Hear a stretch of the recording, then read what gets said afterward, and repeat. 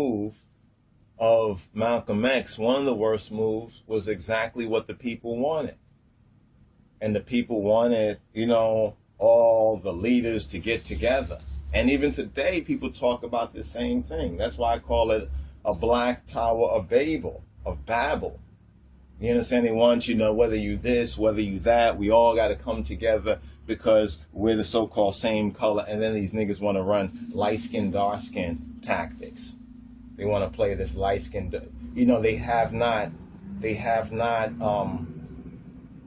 just repented, but they have not overcome the how to make a slave, slick Willie Lynchism of the light-skin, dark-skin shit, even in the community. And these things still come up to this very day. And not that they come up because there are lighter skin and there are darker skin and there's different complexions, but they come up in the same poisonous ways. I mean, even with the Tommy Sotomayor, people may disagree with that or this or that, but then niggas want to say he's a coon and he's black and crispy. And even we say that and we think we're so-called conscious.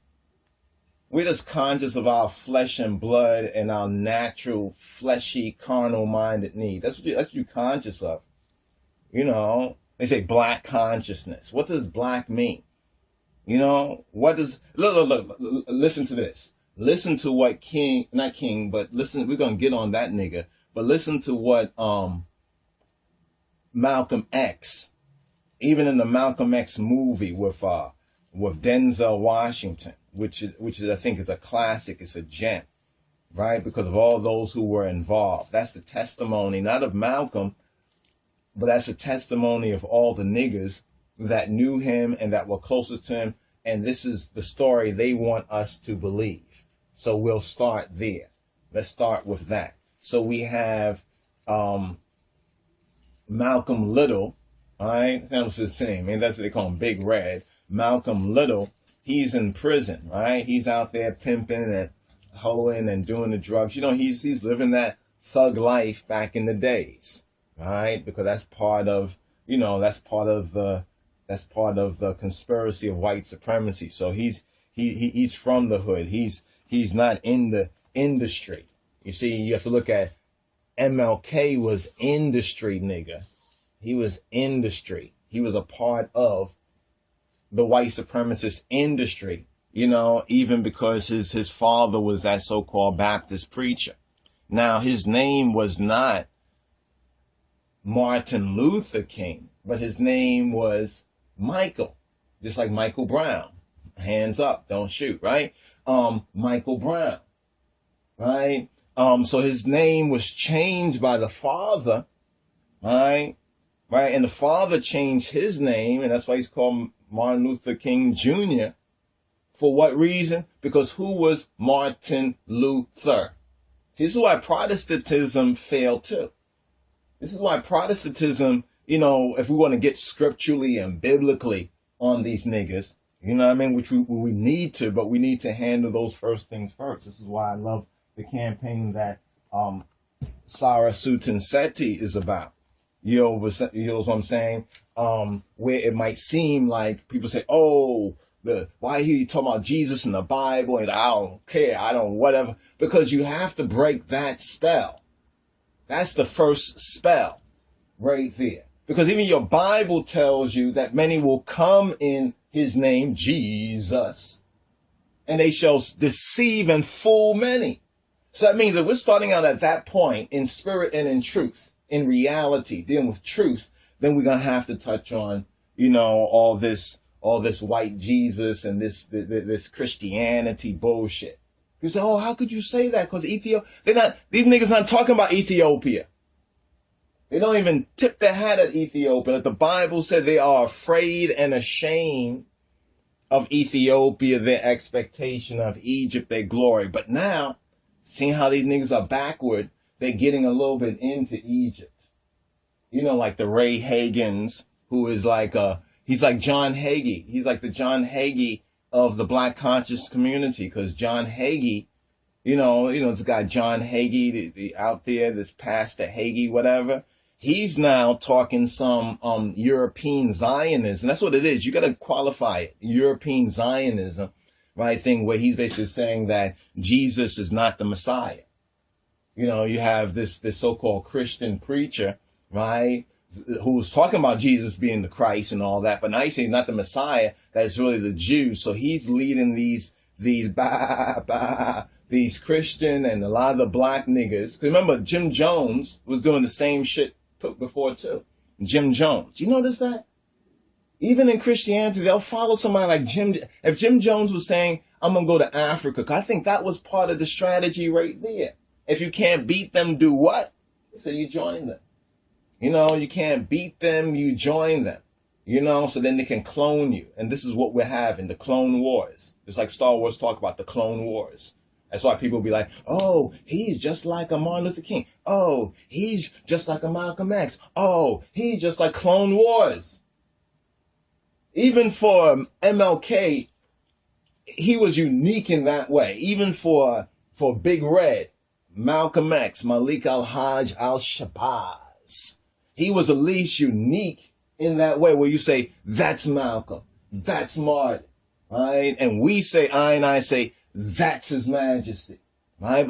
And we don't even want to touch on that point just yet before we just touch on some basics right here, that it was the wrong move, right? This Black Tower of Babel, right? This Black Tower of Babel.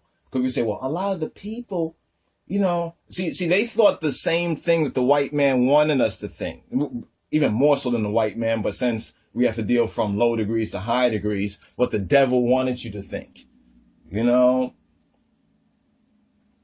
what the devil wants you to think, all y'all get together. All y'all get together. Class action. That's why right now, because of the NAACP, right, you can't even make no lawsuits if your so-called black rights are violated anyway. You have to, in other words, they have to hurt a lot of you niggas. If they hurt one nigga, you can't really go to these nigga Uncle Tom, these synagogue of Satan inspired nigga organizations. You can't go to them as an individual. They tell you, and I was one, and there's others out there years ago who wanted some of their legal counsel, thought our rights were being violated, and they was like, well, they don't deal with individual stuff, they deal with class action. And years ago, I couldn't figure that out. It's like if one person, I was still studying His Majesty and the teaching, give I the teaching of His Majesty, we don't want no devil's philosophy, that where the least violation of human rights is violated, that's what you should address. Like our brother Sarah Sudan Seti with the Ayanna Jones situation. He's one of the few that really have pointed attention on that, and the rest of these black sheeps go for whatever the media, the mass media put out there. See, because you have to recognize it all comes in the religion of Satanism, of Luciferianism. And if you look at that video out there with Anton LaVey, the Church of Satan's daughter, right, and her boyfriend or some other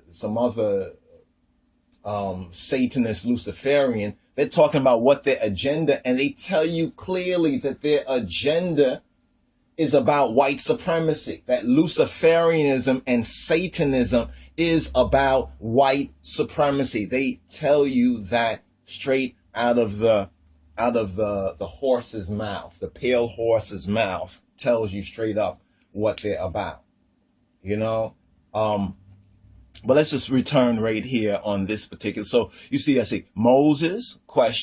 Aaron, in a counterfeit sense.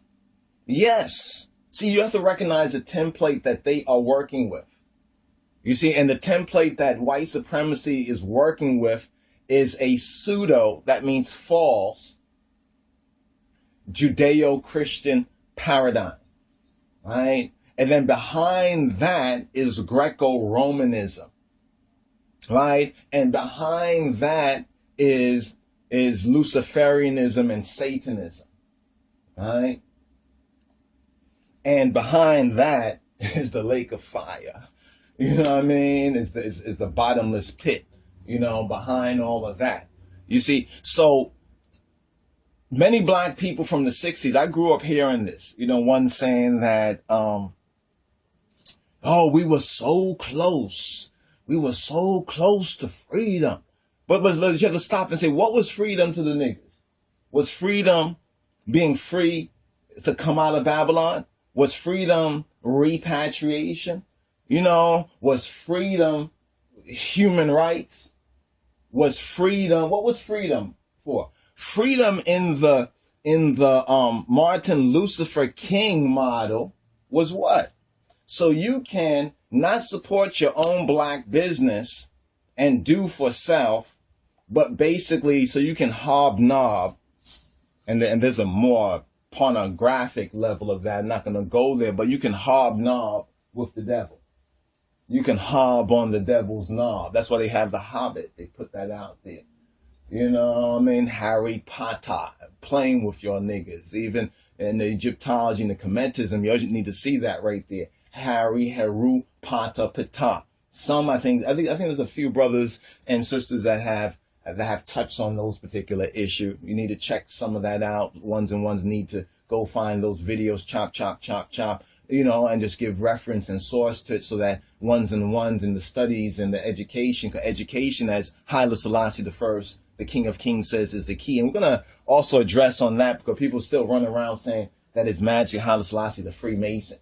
Yet you never see him in any of these things, but they show the one hand position, right? Which, ironically speaking, prior to him is very rarely seen. Yeah, we've seen it in some of their books, so forth and so on, but they didn't get a demonstration. You know, the devil can only like transform himself, right, in what he sees. He sees the king and he says, I'm going to be a king, right? He sees God, I'm going to be God. You know, he sees the black Christ and he says, I'm going to whitewash and I'm going to paint my relative's face, my gay lover's face as the apostles and everything like that. He's going to do the same thing. So before he sees it, he can't do it because it's like what we was watching the other day about how they're unoriginal. They have no intent, right? The fallen Arkans, they really have no intent. They're like a blank slate. They are not creative. They can only pirate, you know, they can only parasite, they can only plagiarize. The word plagiarize means kidnap. Black people have been plagiarized. See, now, if you look at it from the world, you think, well, things we did, they basically copied and wrote their name on. Well, they've done that too, but at the original level of plagiarize mean to be kidnapped. To kidnap something, plagiarious, right? In the Greco-Romantic languages, but you have to go to the root of it because if you don't, it's like a good chess player, right? You gotta know the enemy, right? You gotta know your enemy. In other words, when you're playing chess even, you have to be able to get the spirit of your opponent, right? I mean, there's facts you gotta know. You gotta see certain things, but you have to pick up on the spirit of your opponent. Because everything is spiritual. You know what I mean? But see, that's a level that flesh and blood devils don't know. So that's how you be able to catch the flesh and blood devils. Because they don't have the spirit of truth. They have the spirit of error. They have the spirit of iniquity. They have the spirit of deception. They have the spirit of lies. And many sheeple have been led astray by these hired shepherds. That's why Yahweh says, Rastafari says, woe, right, to the shepherds who lead my people astray, who cause them to howl, to holler. Huh? You know, to holler, you know, that holler came from the church. The so-called Negro churches, which sold out, which went after Antichrist instead of true Christ. The real people who were in the real so-called church, if you want to talk about it in the diaspora, ones like Nat Turner. Were those other preachers and pastors, right, who supported, like the Ethiopian World Federation, who supported Haile Selassie I, who were the original foundation. I'm not talking about the NAACP. They're another set of niggers. They're another tribe of people, right? Just like in the Bible, in the biblical, there were the Moabites, there were the Midianites, there were these other ites, there were the Ishmaelites, there were the Edomites, there was the Edomites, there were the Moabites and the Ammonites and the Canaanites. You see? And when we say these terms, because white supremacy has put out its bad mind, you know, in the seminaries, the cemeteries, most of the people who go after their scholarship won't really recognize the truth behind that because you're not intended to. You know, once you bow to them, you become their slave. So some people say, I'm going to go and learn everything that they have, and then I'm going to use this against you. I think that's what some of these Negroes thought. I really think that's what they thought. You understand? And it's kind of comical, like somebody using your shit, and you only put out the shit there to enslave and captivate their minds, and then they're going to try to use that against you. You know, they run into a brick wall. That's why Pink Floyd put out a song, All in All, You're Just Another Brick in the Wall. And when Malcolm X, this is like a Concordia they did right here, this picture right here. When they shook hands, now I don't know whether people want to look at the hand thing here and say that it was like somewhat Masonic or whatnot like that. It could be, so forth and so on. One thing we know that King was a Mason. And then we also see in some ways, right? We also see in some ways, let me see if I can get this. Yeah, we also see in some ways where even Malcolm X is doing some very, for lack of a better word, suspicious poses. And he was still into that Islamism thing. And basically what he thought, what Malcolm X thought, right? And I love Malcolm X. I just put that out there. It's not for you. This is for me. Me saying I love him. Because I want people to think, oh, he's saying that for us. No, because you niggas don't even know him. You don't even know what was really going on. Y'all got caught up in the media delusion, the media deception. When Malcolm became popular in the 90s, he became pop again in the 90s. This is where a lot of the niggas went after it. You know, when they got into it. I call them, who's that nigga, who's the one who did the movie Spike Lee? They are Spike Lee revolutionaries. Right? You know, they are Spike Lee revolutionaries. That's what they basically are. You know, they're Spike Lee revolutionaries. That commercial industry. They're industry. Remember I was saying about industry? You know, I'm in the streets, nigga. Not in the street. Not in the street, niggas, but in the streets, nigga. So that's what you had right here. Right? This is like what they call in masonry, on the square, off the square. The two squares, the 8-pointed star. This is what you had right here. So Malcolm X thought he was moving to a higher level because now he was linked with the Asiatics. And if you want to find out more about it, check out Sarasudin Seti's vids. I don't know what the name of that video that we just saw recently, or that actually we had put on pause was. But let me see if I can get that name, right? I'll get that name and give that to you. It's out there on the YouTubes, and you can go and patronize and support the brother and get a copy of Black Illuminati. It's about 1 month ago. It's on Africa Hall of Knowledge. First name Africa Hall, last name of Knowledge, and it's a Sarasudin Seti vid on Black Illuminati. Right? It's on Black Illuminati. He goes into a very good presentation of certain themes, and we want to follow up on where he kind of left off, right, concerning, you know, the true order, that Ethiopian aspect of it, which some of these false teachers out there and some of their white masses have tried to say, oh, Haile Selassie was down with them, he's a Freemason, so forth and so on, right? And we want to prove, disprove that, disprove that. Not just because I stand Rastafari, but because it's not true. You know, that's why when you look at what they put out there, it's some weak shit. It's some retarded shit. You know, the most they put out there is some really retarded, some really stupid ass shit that doesn't make no sense according to anything else that they have presented that makes some sense. This does not make any sense. So you say, like, which one, like in kindergarten, which one doesn't fit? Does the square peg go in the circular hole? No, no, no, no. You don't love Selassie anymore, because that's what white supremacy Cointelpros was to stop the rise of the Black Messiah, right? To stop the rise of the Black Messiah. So it was the worst move, right? This was the worst move possible, because this was a part of Black Tower of Babel, or the Tower of Black Babel, right? I kind of like that a little bit better, the Tower of Black Babel, because you say Black Tower, they're going to think it's a black tower, like they, literally, because that's how that, that's how they are trained. That's how they've been programmed. You know what I mean? It's like a call and response. And you learn that in the churches. You know, you sing part of this verse. You see in the civil rights videos, they sing the other part. And nothing wrong with the songs and the singing. Some of those songs are the most beautiful songs. They really need to be reclaimed, right, for the revolution, like Bob Marley did. And that's why they hated him too, because he was taking those songs. You know, there's a train coming and all that. You know, those songs, because Aretha Franklin and the rest of them, well, that's a whole other level, but that's also a part of the big picture right here. So some people look at them as a Moses and an Aaron. Now, you see on the side where we have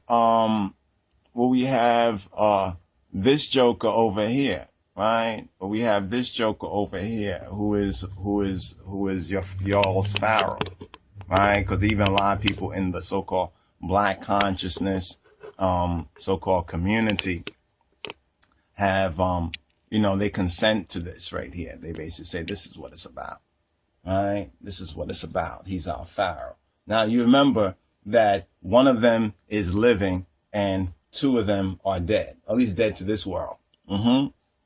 They only left us their witness, their testimony, you know, their positives and their negatives, their great heights and their follies, right? Their mistakes. Let's put it like that. Some, I would say with MLK, it was a mistake, right? Probably a sincere mistake. With Martin Luther King Jr., it was a folly, right?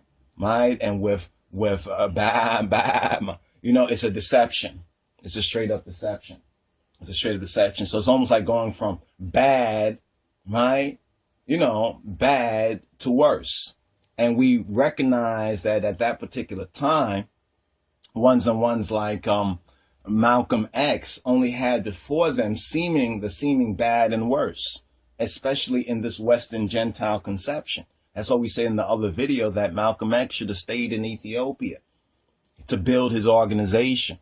You know, when he came over here in the video, I think that we're putting up there now about the whole, you know, the black human rights, you know, the black human rights movement, the OAU, and how that Cointelpros reporter, that CIA reporter, because we know that they use the CIA as a lot of the reporters out there back in the days. So if you look at some of those videos and you see all these reporters, and it wasn't that long ago, you don't find them like the Dan Rathers and the rest of them really going into, they kind of just fade away. And if you did any research, let some of the white, you know, some white scholars out there do that, because they're very good at that. They can find out, oh, this guy actually worked for the agency. And a lot of them have produced videos that kind of show those aspects. Like there's this other guy that has this, a YouTube channel. I think I mentioned it before. By Any Means Necessary. Malcolm X is one, By Any Means Necessary. It's a pretty interesting, you know, hodgepodge. When I say hodgepodge, it's like edited from here and there, but then bringing those different elements together, it helps to clarify certain aspects that are left in spookism, you know, that are left kind of hanging out there. You know, some of us don't go that far in researching it because we've been kind of trauma-based mind control into a so-called right-brainedness. You know, the right-brainedness in the sense of where we're just using our emotional mind, right? Our feelings and emotional mind, and not our analytical mind. It's like that serpent, you know, the Nehushtan that Yeshua HaMoshiach speaks about from Moses, and we can see that from out of Egypt, the God out of Egypt, but originally from Ethiopia. That's why the Bible says what it says. And we're going to address, well, if the spirit of truth, what more can we say to some of the black Hebrew Israelites that deny the King of Kings? The Bible tells us that they are blind, right? That blindness has happened in part to Israel until the fullness of the Gentiles. And the Gentiles doesn't mean just the white nations, whatever. It means the non-nigger people. Yeah, that's why the niggers, the blacks over here, are the only ones around the world really putting out this broadcast, right, to all the nations, you know, even getting the white folks to get into some of the things and undo and see some of the bullshit in their own system. It's not coming from them.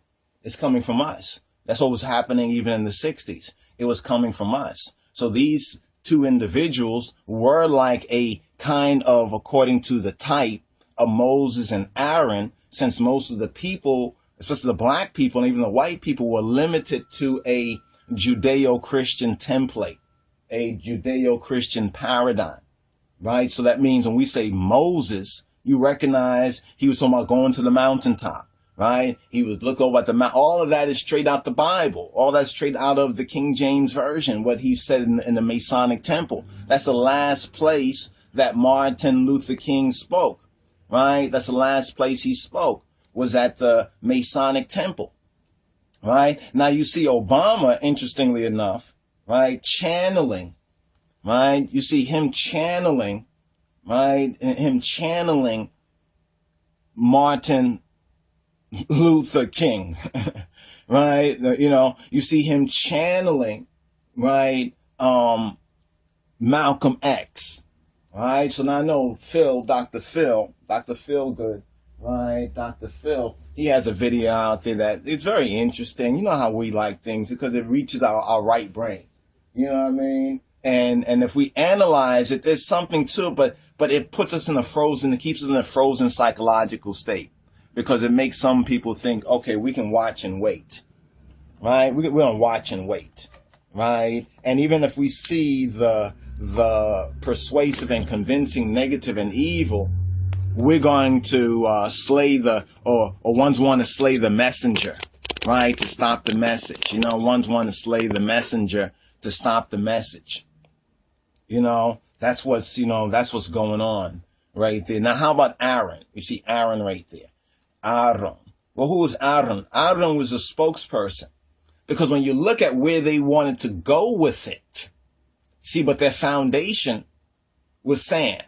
The foundation of King and the Martin Luther King, that other king, the man who would be king, the man who wanted to be your king, the man who for the 40 years has been your king, wandering in the wilderness of Americas and the Caribbean. You understand? The spokesman was Aaron. That's why you see today among the so-called black, the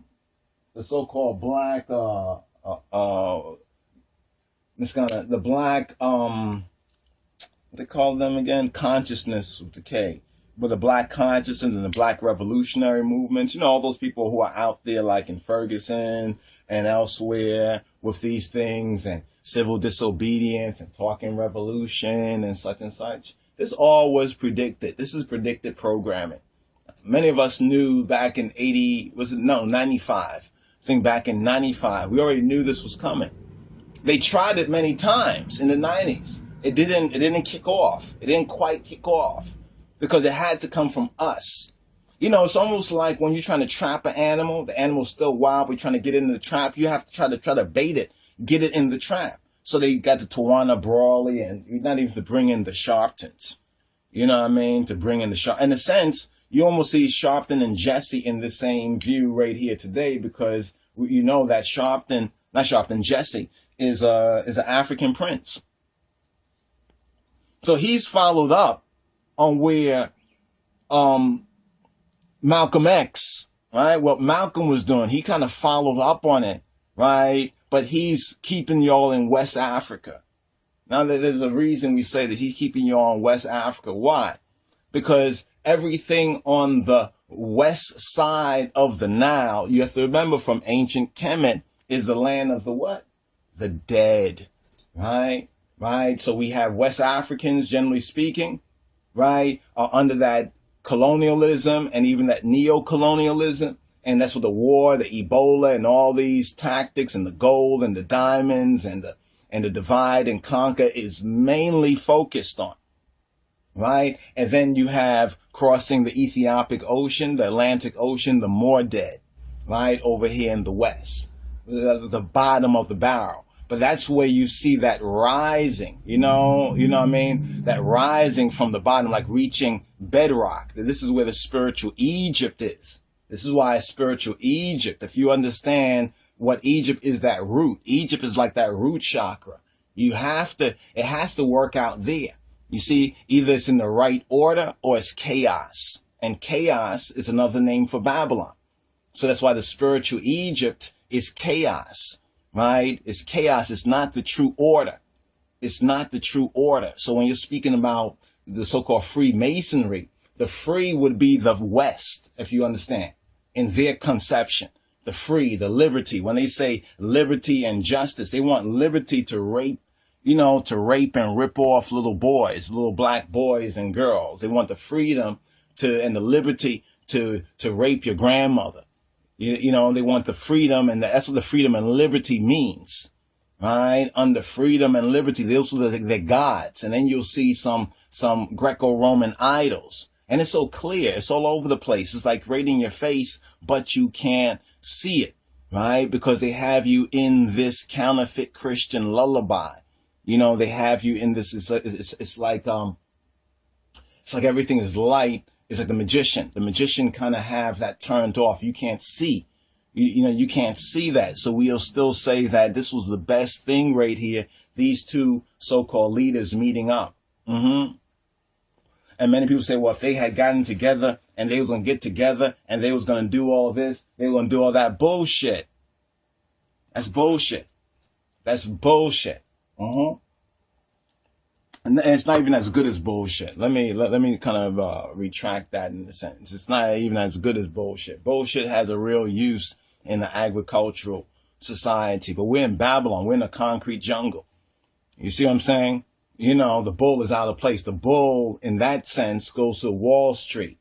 Is that bull on the stock market where our ancestors were bought and sold, right? That's why this is a main commodity. The nigger business, the Negro business is like the black gold. That's the black gold, right? And the gold, right? The gold is a black Babel. It's a black Babel. And in some sense, they have gotten it, right, with this most recent president.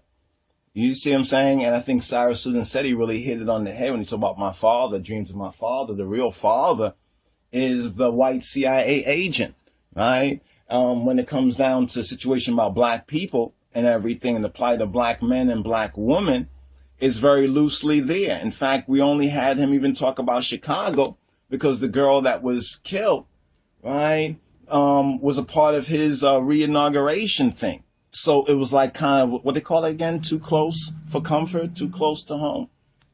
So he had to say something on that, but he could pass that to Rahm Emanuel, right? The Ashkenazi, right? Synagogue of Satan, right? Jew, right? Who calls himself Jew. Right? He doesn't speak anything to our issues. He hasn't spoken anything to our issues. And most likely he's not going to speak anything to our issues. Right? Because like we say, as real black Jews say, it's what your mother is. It matters what your mother is. That's why the foundation is the Black Madonna. You know what I'm saying? Because the Black Madonna gives birth to the Black Messiah. And their whole point was to stop the rise of the Black Messiah. Right? And this is one reason why they went after Malcolm X's his grandson too. Right? His grandson too. Because his grandson didn't follow the Martin Luther King's son model. He didn't follow that. Go along to get along, to be along, so forth and so on. Instead, he publicly went out there and almost making the same mistake as his grandfather, right? In a sense, didn't have that foundation, and he already had a name. It's like Obama got that Peace Prize. You notice how Obama got that Peace Prize? Obama was able to get that Peace Prize before he did anything, right? In that sense. So he already had the popular support. That's energy there. You know what I mean? He already had the popular imagination. That's energy. You know what I'm saying? He didn't have to, you know what I'm saying, right? He didn't have to do anything. It's like if you just get out there and people just look to you before you even say anything and like, who's that? Who's that? Such and such. That means that you have some energy there. It's almost like gold. It's a supernatural. That's what it is. It's a supernatural resource. It's a supernatural resource. So when you have black people, even if they're like Obama, have a white mama still, but if you have black people, right, who overtly, right, are black and they have that supernatural resource, right? You know, of Aten, they have that Aten. It's like Atenism, right? That attention, you know, that Aten, Akhenaten, you know, they have that attention. Wow. They have to control that or destroy that. It's either we're going to build or destroy on that. And then we have the figure 8, that infinity. So it's almost like we've been here before, right?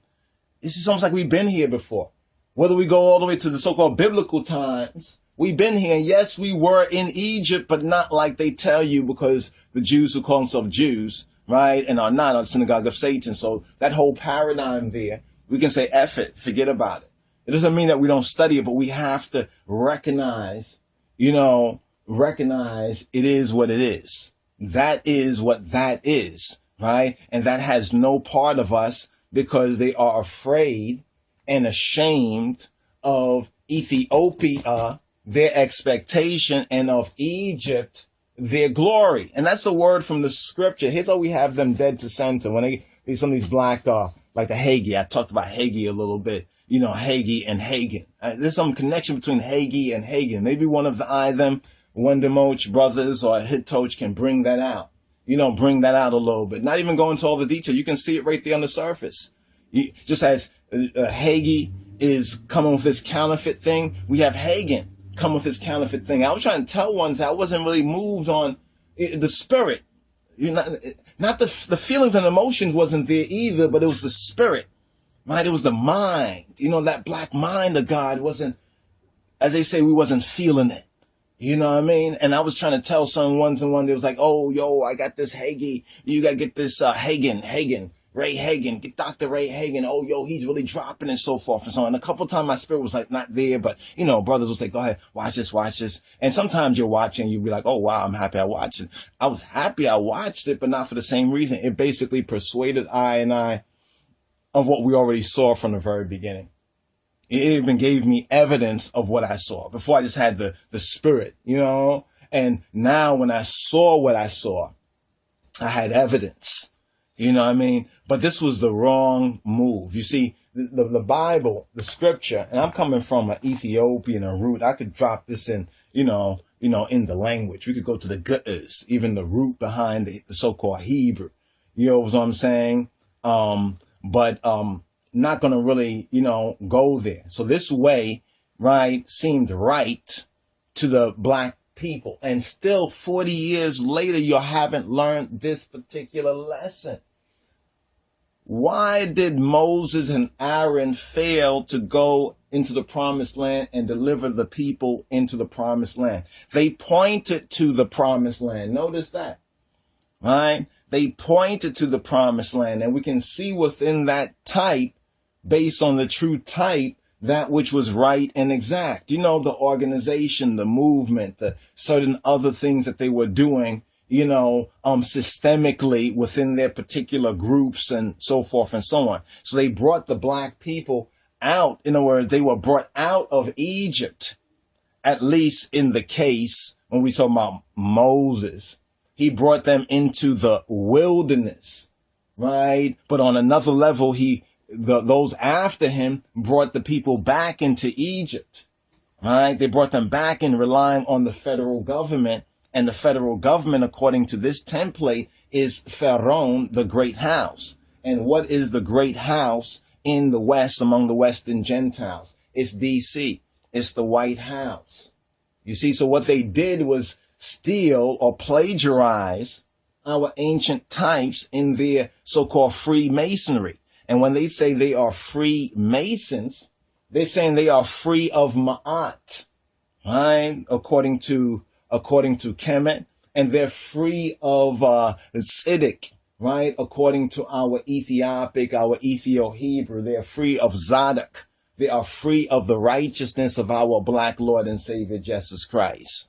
You see what I'm saying? This is what they didn't touch on. They didn't say, right? They didn't say more could have been accomplished, especially in that time, right? By such a fateful acknowledgement. Because we know that Malcolm, he acknowledged, like in the movie, he talks about Jesus and his color complexion, but he was still under that Islamism, right? He was really under Mohammedanism, more correctly. He was under the black Mohammedanism of the Honorable Elijah Muhammad, which was to take the people to a certain point, but could not take them no further. It's like what Hitler did.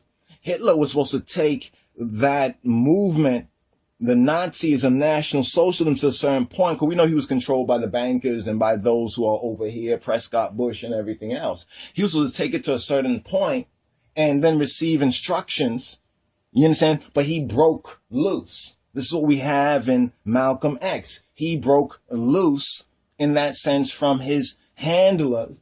You know what I'm saying? And on a certain level, I'm still thinking about whether this was part of the programming. You see what I'm saying? This is why we say that Malcolm X should have stayed in Africa, right? And King probably should have gone to Africa, but King could not really go to Africa in that particular sense because of the limitations of his foundation, and he already was in emotional psychic bondage with others, we can see that with Malcolm X. He was in a psychic bondage, when he was asked to, and really begged to stay and everything in Africa, with the OAAU.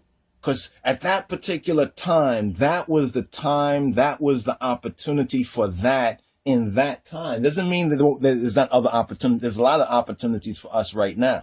For y'all listening right here, right now, and sharing this with others, there are opportunities for us. But if we don't learn the lessons of the past, then we are doomed to repeat them. And what I'm trying to appeal and beseech you is that we are seeing a repeat, right? We are seeing a repeat of the past. We have returned hither again. And this is what the word means, coming from the scriptures, right? Coming from Deuteronomy 28. I know some of y'all probably like, oh, he's going into the Bible. That's right. You know what I'm saying? Like I said, should we go to the original root, the root of both the Hebrew, right, tradition and the true Hebrewism, also the root of true Kemetism and Hebrewism. Both of the root of it comes out of that ancient Ethiopic thought, that ancient Ethiopic man, that Kadmon Adam, that Kedmon, that Kadmon, that Kedamawi Adam. All right. So here in 28:68, it says, and Yahweh shall bring thee into Egypt again with ships, by the way whereof I spake to thee, thou shalt see it no more again. And there ye shall be sold to your enemies for bondmen and bondwomen, and no man shall buy you. That buy needs to be understood in the Hebraic sense. No man shall redeem you. But it means also, moreover, that the whole agenda of nigger people thinking that if you get more money and you integrate and you get up in a social, economic, material status, money, if you can buy, this is what the niggas think. They can buy their freedom, right? And so when we see the black people today being so materialistic, that's the seed that was sown nearly 40 years ago. That's the seed that was sown. So ones have thought that they can buy their freedom and figure that, like the Skip Gates. Remember Skip Gates, Bill Skip Gates, William Gates, the guy and how he was arrested. They thought he was breaking into his own house, and and when one of these boule niggas are getting pulled over and they're harassing them and treating them like niggas, and they thought that they could buy their freedom.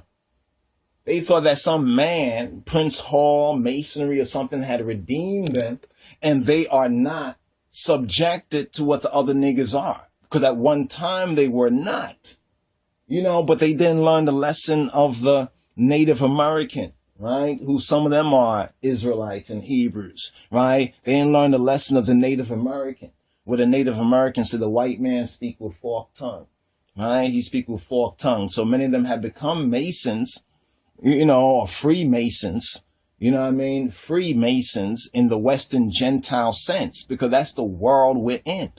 You know what I mean? We're not in so-called Kansas, anymore, but a lot of these who have this black Kansas, black Kansasness, consciousness. Here's what it's all about, ultimately, right? This is what it's all about, right? And you can see this right here, it's so clear, right? This is what it's all about.